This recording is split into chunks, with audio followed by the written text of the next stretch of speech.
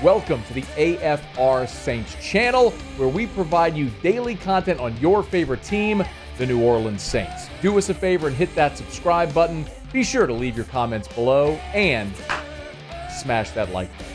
Who dat? Getting underway today and tomorrow in New Orleans. Saints rookie minicamp. Our buddy Jeff Duncan, good enough to jump board with us for a couple of minutes. Give us some thoughts. How are you, man?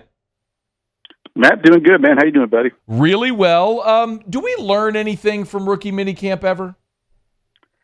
Well, yes and no. I mean, let's face it, this is the first introduction for these newcomers. Most of them are just arriving in the days ahead. So they're just still trying to figure out, where the bathroom is in the facility, much less the playbook. So, it's really hard to get much insight other than to get your first eyes on the players themselves, see, what they look like on the field, how they take to coaching. And as much as anything, Matt, I think I'm going to be watching the new offensive coaching staff. That's really our first glance at them to see how they operate, what their coaching skills are like, and how they incorporate this offensive system with these newcomers as they get ready for the veterans coming next week. That's a great point. Is there a rookie that you're most interested to see? Well, obviously, the obvious answer would be Spencer Rattler, just because of the sexiness of the quarterback position. I'm kind of excited to see him and Jake Haener compete for that backup job. So I definitely want to see him in person. I saw him a little bit last summer, the summer before at Manning Passing Academy, and I know he's highly thought of. So naturally, I'm going to watch him and see how he handles his first NFL exposure. But there's a lot of guys. The rookie right tackle, or we're assuming right tackles, Taliese Fuaga is a guy I want to see in person because I've heard so many good things about him, Matt, from people around the league. Just the confidence he carries himself with. I'm eager to see him, and I'm sure they're counting on him from day one. You've covered the Saints for a long time. I think the most obvious comp here would probably be when Andrus Peat came in. I understand Trevor Penning, but small school. I'm talking about big school from the West Coast coming in. We're assuming is going to be a right tackle. Do you see any comps or any familiarity there or similarities with Fuaga to when Peat came into New Orleans? Yeah, that's a good call. I mean, both really big guys, certainly above average in size and very athletic for their size. I think Fuaga naturally the thing that I think of is he's a little more aggressive in his demeanor. I mean, Andrus Peat, we always laugh in the media corps, seemed like he never showed any emotion or any passion for the game. He was just this big, giant bear of a man who figured he could play football for a living. I'm not sure he ever really truly loved the sport, and I think that's definitely not true of Fuaga. Everything you hear is he just loves football. The fact he competed at the Senior Bowl when he really didn't have to, he kind of assured himself of being a first-round pick. So that tells you a little bit about the guy. I'm really eager to meet him and get a chance to see him. It's interesting. Jeff Duncan's our guest. It's interesting when I asked you who you were most excited to see, you said, well, obviously, and then you said Spencer Rattler. I was a little on edge because I thought you could have said Fuaga because obviously he's the first-round pick. But Rattler, for a lot of reasons, the position namely, and the name. But you said something interesting. You said compete with Haener for the backup job. Are we to believe that this means Nathan Peterman, his services aren't going to be needed this year?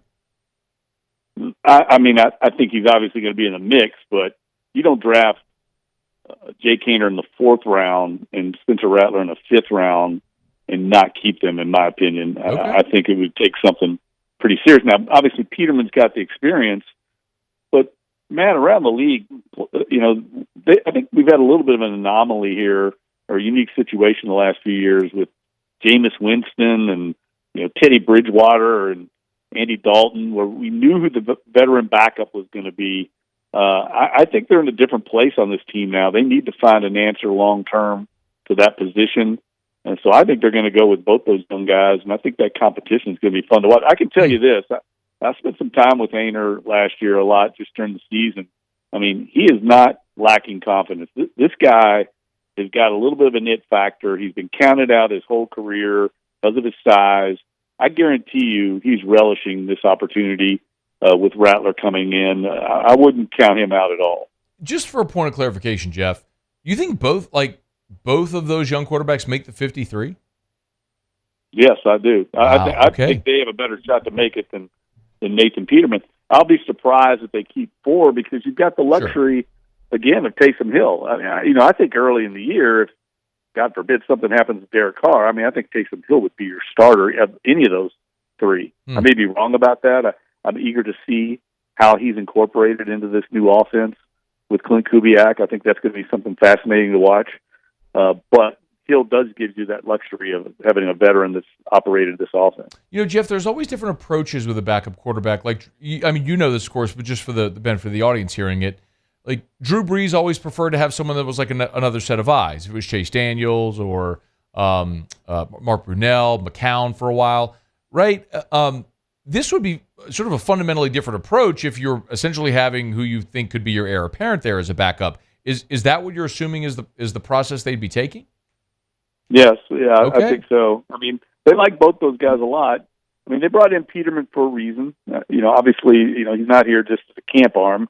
He's going to have an opportunity, but they also used significant draft picks and draft capital on these 2 young guys, and they did so for a reason. Now, I'd say this, Spencer Rattler pick, that was a value pick. I tell people all the time, he was so far up their board compared to all the other players on the board at the time that they felt like they had to take him. They had to stay true to their process of drafting. In other words, if it would have been a center or a safety or a linebacker that was rated that high, they still would have taken him too. It wasn't necessarily it felt like they needed a quarterback. They just felt like this guy we had graded so much higher than everybody else, we just have to take him. Yeah. A couple more minutes here with Jeff Duncan. He's on Twitter at JeffDuncan_, of course, NOLA.com. Are there any – the Saints have had a great track record with finding the diamonds in the rough, right, the UDFAs. It seems like every single year 1 or 2 is going to make the team. You got an early poll sitter there on what UDFA you think might have the best shot of actually making this team? Well, I think it's extremely early. So, sure. Certainly we'll see this play out into the fall at camp. But just looking at the roster gives you a little bit of insight into where you might have a better opportunity. And I think that leads you to maybe the safety position, maybe the interior defensive line position. You got Kyler Ball as a defensive tackle, the TCU safety, Millard Bradford. I think those kind of guys have a little. Lawrence Johnson is a defensive back, a very versatile defensive back from Southeast Missouri State. That could be kind of like one of those star position players that is a hybrid of safety cornerback. I think those kind of guys have the best shot just because the Saints need help there. And there's an opportunity there as opposed to, say, where I think they're stacked, say, at corner or at defensive end. It can be very hard for someone to make the roster at that position. That's why I've heard a lot of people talking about Dallin Holker, the tight end from Colorado State. He's obviously someone they value. They paid him a significant bonus to come in. But I think he's got his work cut out for him making this roster because I think they've got pretty good options to tight end. So that was going to be my follow-up because I was going to ask you about Holker. I'm glad you brought it up. Yes, they do have bodies there, but are they the kind of tight end bodies that Clint Kubiak wants? Like, do we all need to reprogram our brain with the way we look at offense for the New Orleans Saints because for the first time in 16 years, it's going to be different? I think we definitely do. But I don't think it's going to be drastically different. When you look at this system and the history of the Kubiak-Shanahan offense, and it goes way back in this league, it goes way beyond Kyle Shanahan and Sean McVay to Clint's father, Gary Kubiak, who coached under Mike Shanahan. That's really where it originated. It's really just another branch off of the tree that Sean Payton and Pete Carmichael had here. It's not drastically different. It's more about how they get to their concepts than actually what the concepts are, if you know what I mean. In other words, they're going to use a little more motion. They're going to use a little more play action at quarterback. But if you listen to Clint Kubiak, Matt, and listen to Dennis Allen talk, they're going to run the ball a lot. That's really the charge, is can they improve this running game and take some of the pressure off Derek Carr, quarterback? He is Jeff Duncan. Man, it's going to be fun. The offseason on-field work is about to get underway with rookie minicamp and all of OTAs and the full team camp. It's going to be fascinating to watch it all unfold. Hey, before you go, congrats on pushing A Life Impossible across the finish line, the work with Steve Gleason. Give us a little bit of a thumbnail here for those who maybe aren't familiar with what you all have worked on here. Yeah, it's basically Steve's life story, Matt, the story of his incredible life, coming from an undrafted free agent out of Washington State to making the NFL and playing 8 years and having one of the most iconic plays in NFL history, and then his journey after his playing career, being diagnosed with ALS in 2011, and continuing on this journey for 13 years with him and his wonderful family, his amazing wife, Michelle, their 2 children, and really just an incredible experience writing it with him. It's really changed my life, giving me different perspective on life. There's so many life lessons I've learned in the writing process and in the book itself. I mean, Steve is just wired differently than most people, and I think the people that really are looking for an inspiring story, it's not a sad story. There's a lot of laughter and joy in it. I would recommend trying to get a chance to read it, because I do think you'll pick up some of these pearls of wisdom that I've picked up along the way. I know it's on Amazon, basically anywhere you can get a book. It's A Life Impossible, Living with ALS, Finding Peace and Wisdom Within a Fragile Existence. Steve Gleason with our guest here, Jeff Duncan. Jeff, I would love to take some time in the future when you have some time to actually get you back on and just talk about the book and the process of writing it with Steve and how all that came together.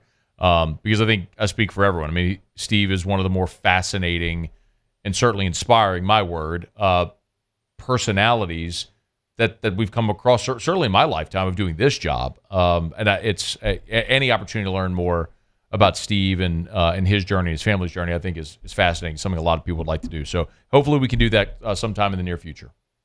Yeah. Hey, Matt, I'd love to do it. I tell people all the time, the greatest athlete I've ever covered was Drew Brees, but the most compelling and interesting athlete ever was Steve Gleason. And I said that before he got ALS. But wow. Certainly that's added to his incredible journey. He's on Twitter at Jeff Duncan _. Y'all give him a follow. Thanks, Jeff. We always appreciate it, man. All right, man. Thanks for having me on. Hey, thanks so much for watching. Please leave your comments. I love to interact. And be sure to hit the red subscribe button below.